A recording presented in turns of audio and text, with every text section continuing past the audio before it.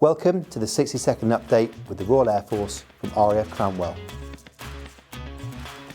RAF Typhoon pilots working with French Rafale and US F-35 jets have shown their agility and flexibility as part of exercise Atlantic Trident.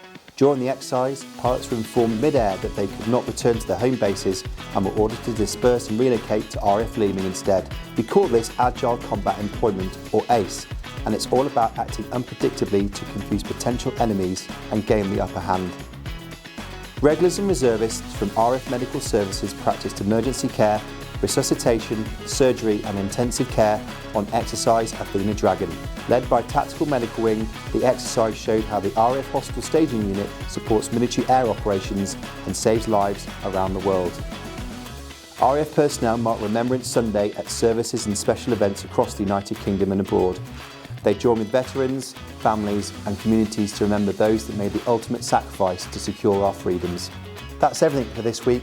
Thanks for watching and we'll see you next time.